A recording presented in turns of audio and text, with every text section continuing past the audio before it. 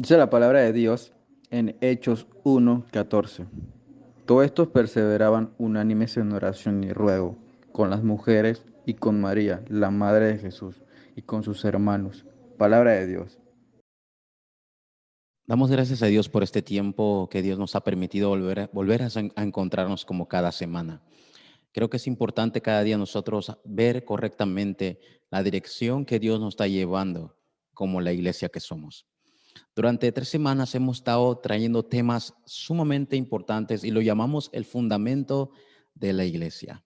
En el día de hoy, viendo el texto bíblico de Hechos 1:14, tenemos que ver algo muy importante para la iglesia. Es la bendición del culto o la bendición que está dentro del culto. ¿Por qué es tan importante como creyentes ver esto correctamente? Si miramos a nuestro alrededor, espiritualmente hablando, nuestras iglesias, no solamente en plano físico, lo entendemos por la pandemia, pero el plano espiritual, los creyentes han olvidado lo que es estar dentro del culto. ¿Cuál es la bendición que hay dentro de ella? Podemos decir que son esos lugares vacíos, donde las iglesias hoy en día físicamente y hasta espiritualmente, principalmente espiritualmente, han perdido lo que es la bendición dentro del culto. ¿Qué es el culto para usted? ¿Sí? ¿Por qué no puedo yo tener fuerza al ir al culto? ¿Por qué me cuesta estar dentro del culto? ¿Por qué a veces hay tantas excusas para poder estar ahora conectados en nuestras casas dentro de esta bendición del culto? Hoy, viendo la lectura de Hechos 1:14, la iglesia primitiva estaba siendo perseguida dentro de sus campos. Y a pesar de toda esa persecución bajo la ley que no se podía hablar del nombre de Jesús, ellos continuaron, porque ellos habían visto esto, la bendición de estar reunidos. Pero ¿con qué contenido? ¿Con qué valor ellos se reunían en ese lugar, en ese aposento? Porque en el culto están todas las respuestas. Y tenemos que descubrir esto cada día a través del mensaje que Dios nos está dando durante esta semana. Quiero entrar en la introducción en este culto titulado en el mensaje La bendición del culto con 3 preguntas importantes, ¿sí? Que cada día como creyente debemos nosotros hacernos y así confirmarlos. Primero, ¿quién es Cristo para mí? Realmente es una pregunta, ¿verdad? Pero es una pregunta muy importante. ¿Por qué? Porque de acuerdo a la respuesta que usted tenga, así usted lo va a valorar. Hechos 1:1, el gran médico Lucas dio este mensaje a su amigo Teófilo.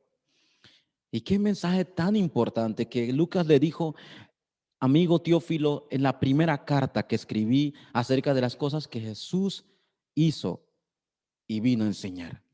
¿Quién es Cristo para usted o para mí?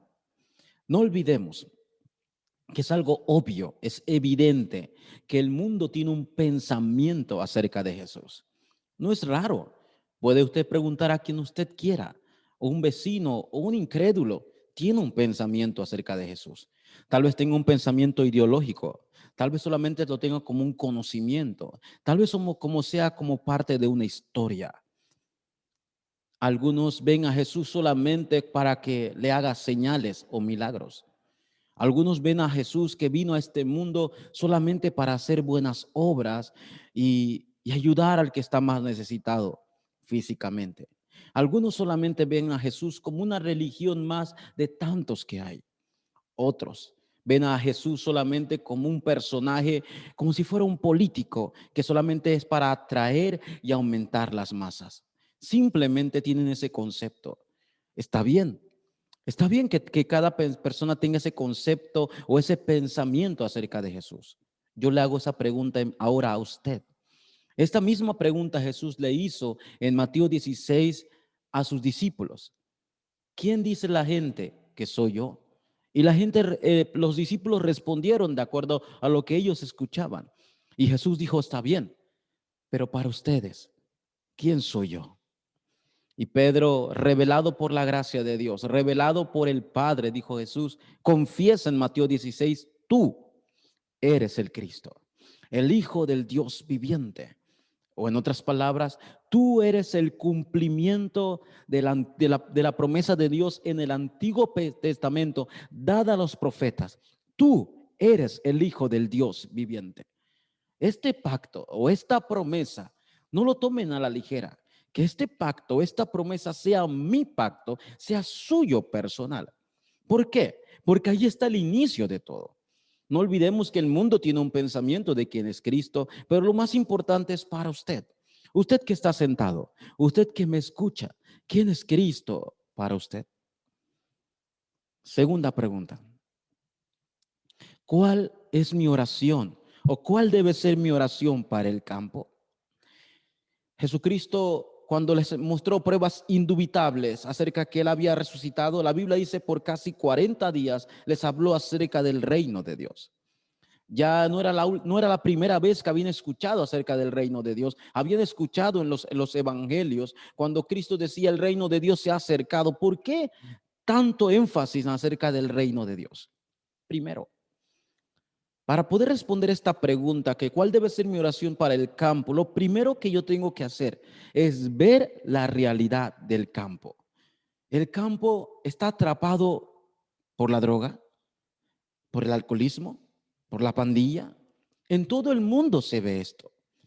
Pero ver la realidad del campo quiere decir que el campo está realmente atrapado. Las personas están centrados en Génesis 3. Ya no quieren realmente a Dios en su vida. Dicen que no es necesario. Son suficientes ellos mismos. Eso fue lo mismo que la serpiente le dijo a Adán, a Eva, le dijo, tú puedes ser como Dios. No te preocupes. No es necesario Dios en tu vida. Y el ser humano, la realidad de su vida es que aunque no lo diga, viva así, bajo Génesis 3. Pero no solamente viva así, vive bajo Génesis 6. ¿Qué significa esto? Vive engañado pensando que este mundo solamente es lo físico, lo material, y se concentra en esto. Al punto que se desespera si no tiene alguna nueva propiedad o alguna nueva economía. Viven afectados en esto, como en la época de Génesis 6, que Cristo dice que estaban en casamiento, que estaban en bodas. En otras palabras, solamente pensaban en lo físico. Pero ahí no termina todo. Viendo la realidad del campo, el ser humano está siendo engañado, aparentemente buscando su propio éxito, como dice Génesis 11. No necesitan a Dios, dice. Claro, es obvio, hay abogados exitosos, hay médicos exitosos, hay filósofos exitosos que no conocen a Dios y claro que van a tener éxito, pero es un éxito falso, un éxito limitado. Así debemos ver la realidad del campo. En otras palabras, este mundo está siendo atrapado bajo la potestad, bajo el imperio, bajo el dominio de Satanás. En otras palabras, quiere decir que hay un reino de las tinieblas dominando este campo. Y si esto es así, yo debo confirmar por qué Cristo le dijo a sus discípulos, Mateo 6:33. ¿Por qué es buscar primeramente el reino de Dios y la justicia de Dios? ¿Por qué? Porque todo reino tiene un rey. Y el reino de Dios, su rey es Cristo, el verdadero rey. Y si Cristo es el verdadero rey que se levantó al tercer día, ese Cristo es el único solucionador del problema de la realidad del campo. Por eso debe ser mi oración. Pero para esto tengo que tener la visión correcta del campo como líder que soy. Es importante nosotros levantar una oración correcta en el campo. Y la tercera pregunta que hoy quiero compartir, que debemos confirmar y responder correctamente como iglesia, entonces, ¿cuál debe ser el método para salvar a todas las naciones o a todos los campos o a todas las personas? Es más, para poder salvar esta época que está atrapado en el reino de las tinieblas. Ya dijimos que solo el reino de Dios quebranta el reino de las tinieblas, pero entonces he entendido que no puede ser mi método. Nuestro método para querer hacer el deseo de Dios no es malo. Realmente nosotros nos esforzamos, pero nuestro esfuerzo, nuestro método es bueno en cierta manera, pero es limitado, perdón. Tiene un tiempo. Así cuando estamos emocionados haciendo el deseo o el evangelismo, de repente se apaga. Y no solamente es limitado, sino que tampoco mi esfuerzo, mis métodos puede resolver el verdadero problema del campo. Si el verdadero problema del campo fuera económico, el problema de la economía, hace tiempo los ricos lo hubieran solucionado. Si el problema del campo fuera por problemas de salud o mental, hace tiempo los médicos y los grandes científicos lo hubieran solucionado. Pero el problema del ser humano no es solamente algo físico, mental o económico. El verdadero problema del ser humano es espiritual. Ya que es espiritual, mi método no puede hacerlo. Por eso Cristo le dijo a los discípulos que esperaran en Jerusalén y que confirmaran Hechos 1:8, que tiene que ser solo a través del poder y la gracia y la guía del Espíritu Santo. ¿Por qué? Porque a través del Espíritu Santo somos testigos en nuestra Jerusalén, en toda Judea, en Samaria y hasta lo último la tierra. A través de solo el método del Espíritu Santo, Hechos 1:8, me puedo percatar que no es mi sueño, es el sueño de Dios. El deseo de Dios es que el mundo conozca quién es Jesucristo. Y si ese es el sueño de Dios, yo debo tomar el sueño de Dios como mi sueño, porque todo está revelado en la palabra. Confirmen Hechos 1:1, confirmen Hechos 1:3, confirmen Hechos 1:8. Y por último, en la introducción, por eso en nuestras iglesias, el fundamento de la iglesia debe ser Jesús, que es el Cristo, de las cosas que Jesús vino a hacer y a enseñar. Hechos 1:1. Que el campo está atrapado en las tinieblas, que nuestra iglesia que está en ese campo está atrapado en el reino de Satanás, que pareciera que era la droga. Por eso Cristo dijo que solo a través del reino de Dios se quebranta la tiniebla. Tenemos que orar de esta manera. Ya que yo no tengo fuerza, ya que a mí me falta mucho, a veces me debilito, está bien, porque solamente Hechos 1:8 por el poder del Espíritu Santo que vive en mí. Este fundamento que la iglesia debe tener debe ser la respuesta para toda la vida, desde el inicio hasta el final. ¿Por qué quiero iniciar con esto? Porque la iglesia primitiva, cuando escuchó este mensaje, el mensaje de la resurrección, la Biblia dice que Cristo, después de haber dicho esto, ascendió a los cielos. ¿Y qué hizo la iglesia primitiva? ¿O qué hicieron los primeros discípulos? La Biblia dice que se reunieron en una casa y estaban reunidos más o menos como 120, dice la Biblia. Y si estaban reunidos como 120, ¿qué ellos hacían reunidos en ese aposento según Hechos 1:14? Estaban orando. ¿Y por qué usted cree que estaba orando? Me imagino que estaban orando por este método, por lo que Dios le había dejado, por la palabra que le había compartido Cristo antes de ascender. Nosotros no podemos reunirnos en el culto porque sí, porque debo de hacerlo. La bendición que está dentro del culto es mucho más que algo físico. Por eso, en el día de hoy, tomando estos 3 mensajes importantes de hace 3 semanas atrás, hoy queremos que la iglesia pueda aferrarse a la palabra, pero dentro del culto de una manera correcta. Primero, el culto, el secreto y la bendición del culto es una bendición que solo pueden disfrutar los salvos.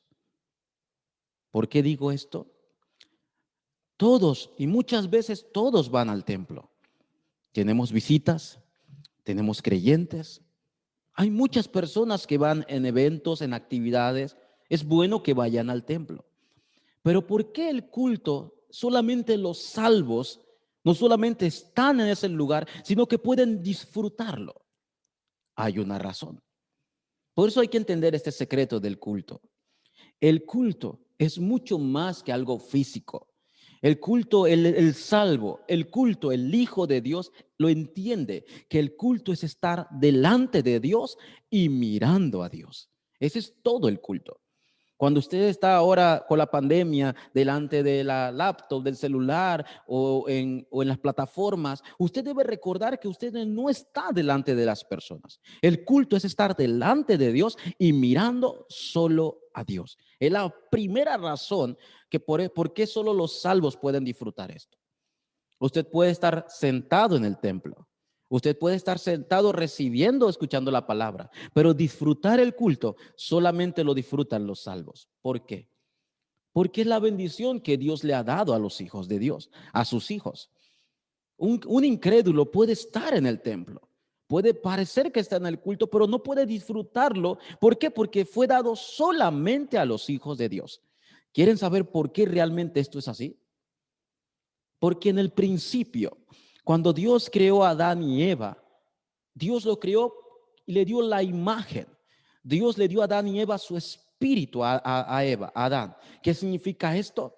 Que ahora el hombre estaba conectado con Dios, caminaba con Dios. En otras palabras, el hombre disfrutaba del culto, que era estar delante de Dios, que era mirar solamente a Jehová.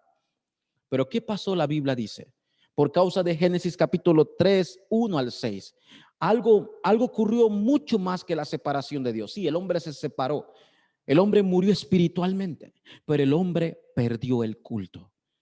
El culto, recuerden que es estar delante de Dios, y el hombre por la separación no puede estar delante de Dios. Ha perdido ese culto. Y ya que el hombre se separó, y la primera bendición que perdió es estar junto con Dios, o en otras palabras, el culto. Lo que antes tenía Adán, Génesis 1:27, hoy en día la humanidad tiene Efesios 2:1. Antes Adán disfrutaba de la eternidad de Dios, de que Dios estaba junto con él, tenía la imagen, la esencia de Dios. Pero por la separación de Dios, según Romanos 5:12, y cayó a toda la humanidad, ahora el ser humano está espiritualmente muerto. Significa separado. Por eso el ser humano, aunque quisiera, no puede disfrutar el culto por su estado espiritual, que está muerto. Es tan importante nosotros saber esto. Pero ahí no termina todo, sino que en Génesis 2:7 Dios le dio el método al hombre para que se pudiera acercar a él. Y la Biblia dice que le dio aliento de vida en su nariz. Entonces el ser humano se levantó, dice la Biblia, y el ser humano fue un ser viviente, dice 1 Corintios. Si esto es así, el ser humano tenía todo. Tenía la imagen y el método de Dios para que disfrutaran junto con él, era su espíritu. Pero por la separación de Dios, el hombre por el evento de Génesis 3, el hombre se separa de él, muere espiritualmente. Pero en vez de Génesis 2:7, ahora la humanidad está en Efesios 2:2. Ya no tienen la imagen de Dios, sino que están siendo llevados en la corriente espiritual de este mundo, bajo el príncipe de la potestad del aire. Así que si está siendo arrastrado por este mundo, el ser humano, es algo normal que no quiera saber el culto. Por eso no se extrañe cuando usted invita a alguien al culto y no quiera venir, o venga hasta obligado, porque no puede disfrutar del culto, porque su estado espiritual está separado, está muerto y está siendo guiado por la corriente espiritual. Por eso está atrapado en la cultura, está atrapado en otras cosas, porque para él el culto no es ninguna razón de vida, porque está muerto. Y la segunda cosa que quiero decir, ¿por qué los salvos pueden disfrutar solamente este culto? Es porque nosotros nos aferramos y aceptamos a Cristo. Hemos creído que solamente a través de Cristo el ser humano puede restaurar el culto a Dios. Porque eso es así. Recuerden que estábamos separados. Recuerden que éramos esclavos. Recuerden que Satanás era nuestro padre. Ya que no teníamos fuerza para poder disfrutar del culto, ahora reconociendo que solamente a través de Cristo yo puedo volver a estar junto con Dios y restaurar el culto, que es lo que significa. Cristo nos fue entregado por esto. Y Cristo se levantó como el verdadero profeta, San Juan 14:6. ¿Por qué se levantó como el verdadero profeta? Porque él dijo que a las personas que estaban separadas de Dios, él es el camino, él es la verdad y él es la vida. Por esta razón, en Hebreos capítulo 10, versículos 19 y 20, dice que él se levantó una vez y para siempre y rasgó el velo en dos. Lo que significa que al rasgar el velo en dos, para siempre nosotros ahora tenemos acceso a él gracias a la bendición del verdadero profeta, que cumplió la palabra y vino a este mundo, se hizo carne. Y él dijo: yo soy el camino para los que no tienen el camino. Yo soy la verdad a aquellos que están atrapados realmente en el engaño de Satanás. Y él es la vida para aquellos que están atrapados en la muerte eterna. Cristo, el verdadero profeta. Por eso nosotros podemos disfrutar el culto, los hijos de Dios que aceptaron a Cristo, porque en Romanos 8:2 dice que yo estaba atrapado en la ley del pecado y la muerte. ¿Se imagina ese desastre? Yo no estoy pensando nada espiritual porque estoy atrapado en los pecados, en mis delitos, dice Efesios, en el pecado y por ende la muerte. Pero Cristo como el verdadero sacerdote, porque para esto vino, Cristo verdadero sacerdote, porque la ley del espíritu de vida en Cristo Jesús Me ha librado de la ley del pecado y de la muerte. En Hebreos 9:27 dice que Él se entregó una vez y para siempre, perdonando nuestros pecados para siempre en la cruz del Calvario. Por eso podemos disfrutar el culto. No porque seamos los mejores o porque vengamos de una familia cristiana o porque mis padres sean pastores y líderes. Puedo disfrutar el culto solo a través de la obra de Cristo en mi vida. El culto puedo disfrutarlo como hijo de Dios porque yo, que estaba atrapado por Satanás, claro que mi vida no tenía nada que ver con el culto, porque ahora dice la Biblia en 1 de Juan 3:8 que para esto apareció el Hijo de Dios, para deshacer las obras del diablo. Y si yo tengo la bendición del verdadero Rey, que es Cristo, según Hebreos 4:16, yo puedo acercarme con confianza al trono de la gracia. ¿Qué significa esto? Que Cristo está sentado en su trono a la diestra de Dios. Él está con nosotros y puedo acercarme con Él porque yo, al aceptar a Cristo, tengo la bendición del verdadero Rey. Por eso le estaba confirmando que solamente los hijos de Dios pueden disfrutar, los salvos, del culto verdadero, el culto de estar delante de Dios, el culto de mirar solamente a Jehová. Y eso ha sido gracias a través de la persona de Jesús, que es el Cristo. ¿Usted es salvo? ¿Usted es hijo de Dios? Disfrute el culto. No es una carga. No es algo que debo cumplir los domingos. Es algo que es mío. ¿Por qué? Porque es mi identidad. Porque fue el día en que yo acepté a Cristo. Se restauró la bendición del culto. Número 2. Entonces, pastor, ¿cuál es el método correcto para yo disfrutar del culto? Hay un método. Hay una manera correcta. No puede ser con mi método. Primero debo recordar que es en Juan capítulo 16, versículos 13 y 14, Dios está junto conmigo.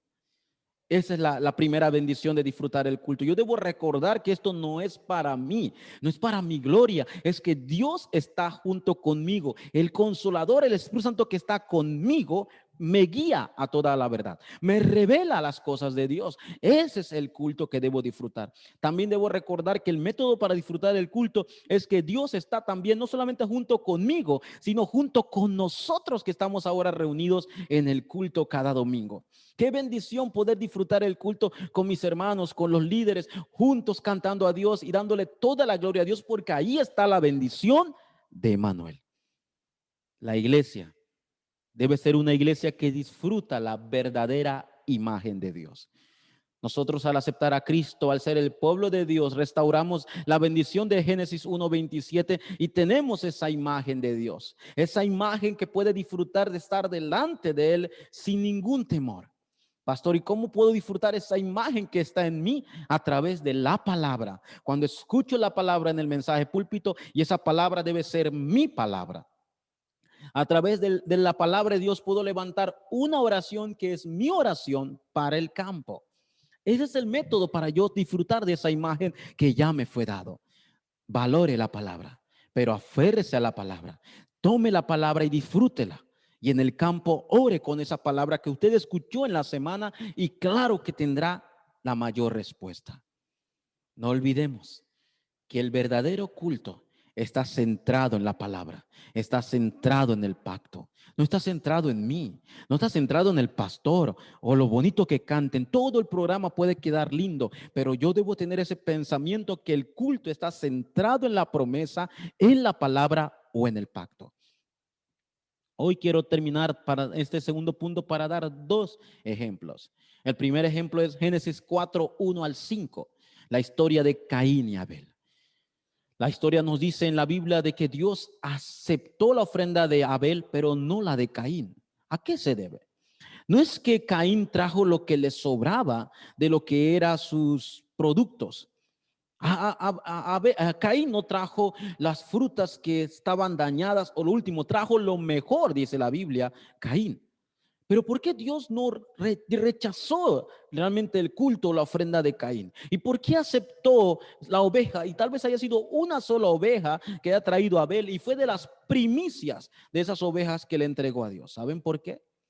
Porque Dios le había dado ya el método a Adán y Eva para que se pudieran acercar a Él a través de un sacrificio. Tenía que ser a través de un sacrificio de un cordero, de un animal, porque a través de esa sangre Dios iba a aceptar el culto. Ese era el método de Dios en el Antiguo Testamento y lo vemos en todos los pasajes bíblicos cuando usted lo ve en el pueblo de Israel. ¿Por qué? Porque eso era el simbolismo del Mesías, de que iba a venir, iba a tomar su lugar, nuestro lugar, y a través de su sangre ser libres. Caín entendió esto. El culto es el pacto. El culto es la palabra de Dios. El culto no se trata de lo que yo quiera dar, sino lo que Él es en mi vida. Eso fue Caín. Y por su fe, Dios le dio gran bendición. El segundo ejemplo que quiero traer aparece en Éxodo 33, del 8 al 10. Ya el pueblo de Israel había construido el tabernáculo. Y la Biblia dice que cuando Moisés entraba al tabernáculo, la columna bajaba al tabernáculo y Moisés entraba para hablar con Dios. Y cuando las nubes bajaban, dice la Biblia que todo el pueblo de Israel, desde sus tiendas, miraban al tabernáculo y adoraban. ¿No le llama la atención esto? ¿Qué había en el tabernáculo? Estaba el pacto, el arca del pacto, símbolo de la palabra de Dios. Y esto fue un mandamiento de Dios para el pueblo de Israel. Y el pueblo de Israel se centraba en el tabernáculo, se centraba en Dios, en el culto. Dios nos ha dado el método del culto, que debe estar centrado en la palabra, centrado en el evangelio, centrado en el pacto. Yo puedo traer mis mejores ofrendas, puedo traer lo mejor de mí, pero se trata de Cristo, del pacto eterno, el pacto perfecto y completo y suficiente. La iglesia debe estar mirando de esta manera el culto. Somos hijos de Dios y tenemos que disfrutar de esta bendición todos los días en el culto. La iglesia primitiva, a pesar que habían sido perseguidos, la iglesia primitiva, a pesar que habían pasado muchas cosas, ellos no olvidaron el secreto del culto. Quiero concluir con puntos muy importantes en el día de hoy. Porque Hechos 1:14, como esa primitiva, se aferró orando juntos. La Biblia dice que estaban unánimes de un pensamiento. La iglesia debe mirar el culto con un solo pensamiento. En el culto nosotros debemos aferrarnos a tres cosas. ¿Quién es Jesús para mí? Hechos 1:1, Jesús es mi Cristo. Es el pacto eterno. Yo no estoy centrado en mí, ya no vivo yo. El culto no se trata de mí, se trata de Cristo. En el culto yo puedo disfrutar de las obras del reino de Dios cuando oro. Cualquier incredulidad que pase en mi vida, cualquier preocupación se puede disipar cuando yo oro, cuando estoy en el culto, porque las obras del reino de Dios quebrantan el reino de las tinieblas. Y si me siento débil y si me falta mucho, está bien, porque en el culto yo puedo aferrarme a solo el poder del Espíritu Santo, Hechos 1:8, que vive en mí y me guía perfectamente con su palabra. Y con estos tres temas de oración, Hechos 1:1, Hechos 1:3, Hechos 1:8, yo me acerco a Dios y oramos juntos como iglesia dentro del pacto. Así debe ser la imagen de la iglesia. Hechos 1:14. Para usted, ¿quién es Cristo? ¿Jesús es el Cristo o Jesús es mi Cristo? A través de las obras del reino de Dios se pueden liberar los campos. Amén. Oremos. Y solo el poder del Espíritu Santo nos hará testigos en ese campo, en ese culto. Claro que sí. Así debemos empezar en el culto. No olviden que el éxito del culto es el éxito de la vida. El fracaso del culto es el fracaso de la vida. Hay que estar centrados en el culto, pero correctamente en el culto. No importa la situación que usted esté pasando, iglesia, obrero. No importa el ambiente que usted esté en este momento pasando a su alrededor, o tal vez se haya debilitado, o tal vez hayan pasado muchas cosas. No olvide que solo en el culto están todas las respuestas de la vida y del futuro. Solo en el culto. Por eso, como iglesia que somos, unámonos en un solo corazón a través del culto. Y por último, el culto, no olviden que no es solo un lugar. Hoy en día tenemos, por la pandemia, está cerrada el templo. Por la situación no podemos volver a reunirnos por ahora. Pero el culto no es un lugar, solamente. No es un horario que debo cumplir solamente. El culto es Cristo. Está centrada en la persona de Cristo. ¿Y dónde vive Cristo? En mi vida. Y si Cristo en mi vida, vive en mi vida y soy hijo de Dios, para mí es felicidad ir al culto. Para mí es un gozo estar delante de Dios. Porque mientras yo estoy disfrutando el culto, mientras me estoy aferrando en el culto, créame que Dios obrará en su vida en el culto. Dios obrará en su familia en el culto, mientras usted disfruta del culto delante de Dios. Y claro que Dios obrará en su campo de evangelismo. Mientras usted está sentado en el culto, Dios obra en ese campo, en esa familia, y en su vida habrá sanidad. Ese es el culto que Dios desea. Ese es el culto que tenemos que nosotros aferrarnos correctamente. No somos cualquiera personas, somos llamados hijos de Dios. Que esta semana que tenemos el culto, durante toda esta semana podamos disfrutarlo correctamente y dar gracias porque somos sus hijos. Y si somos hijos de Dios, podemos estar delante de Él. Vamos a orar, iglesia. Dios, te damos gracias. Gracias por la bendición del culto que nos has dado, Señor. Gracias porque nos has llamado como tus hijos. Separados de ti, estamos esclavos del pecado y vivíamos, Señor, bajo las garras del imperio Satanás. Y un día, a través de Cristo, nos liberaste. Y hoy podemos acercarnos a ti, porque tú estás junto con nosotros. Y eso es el culto. Disfrutamos a Cristo. Damos gracias por las obras del reino de Dios. Y cuando no tenga fuerza, solo la llenura del Espíritu Santo, Señor, nos llegará cada día a disfrutar de este culto, Dios. Te damos gracias por este tiempo. Oramos. En el nombre de Jesucristo oramos. Amén.